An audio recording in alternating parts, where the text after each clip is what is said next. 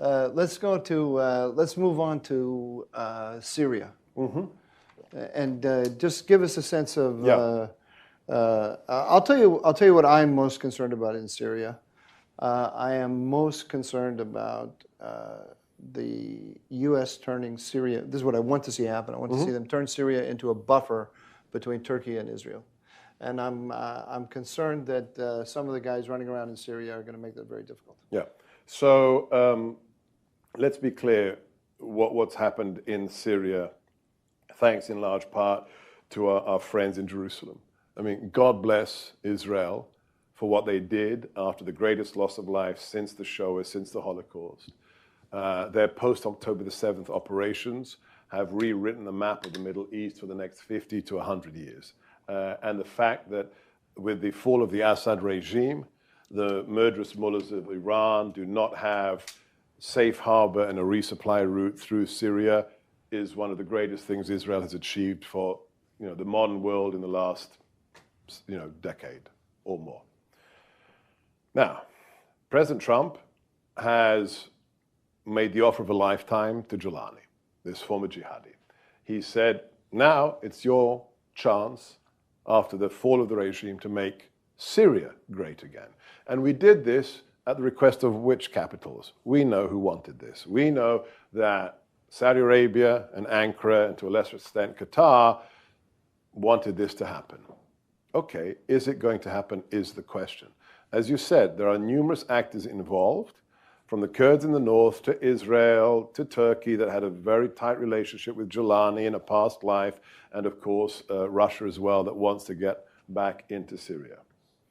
What I've been saying to all those involved is, as with the election of President Trump, this is your opportunity in the case of Syria to finally have a chance of making that a functioning nation. I'm not saying it's going to be easy, but the idea that the Kurds, who I dearly love, who have bled with us, who've died with us for 20 years, want to somehow maintain a separateness and then Syria will function, or the Druze, because of everything they've gone through, want to disconnect from Damascus, I'm not so sure that will not lead to another civil war that their children and their grandchildren will have to fight. So my expectation, and my team is working very closely with Envoy Ambassador Barak as well, to help him give the Syrians, all constituent elements, a chance to come together. But it's got to be we have to have representation of all the confessional constituents in Damascus. And then let me take it to a very prosaic tactical level for my boss, we're back in the age of Kissinger. We have a Secretary of State who's also acting National Security Advisor. Our boss, Secretary Rubio, has a 5-meter target, which is to guarantee that there will not be another massacre. We just do not want to come into work, get the presidential daily briefing and see whether it's in Sueda, whether it's in Latakia, wherever it is, another group, Christians, Alawites, Druze, Kurds have been massacred. We want to try and make sure that doesn't happen in Syria. But with the proviso, we are never going to do nation building. The only nation this president is interested in building is this one, America. So unified Syria, but one in which the central authorities respect the confessional diversity of the population. And those populations are not vulnerable. They can defend themselves and have the support of Damascus in doing that, with also the other conditionality on top that Ankara, Kingdom of Saudi Arabia, and Qatar have a role to play.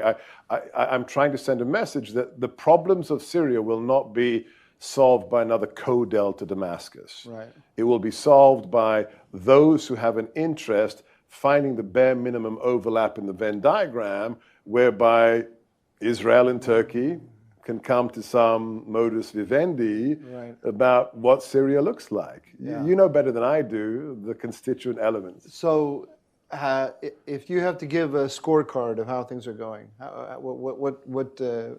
if that's the goal that we're headed toward, that's the end state we're headed toward, how do you... We are 3 minutes into this game. Yeah. We are 3 minutes into this game, and we are working to try and make it so that government, that nascent government, has a capacity in the counterterrorism domain to prevent the next massacre. That's what I'm working on.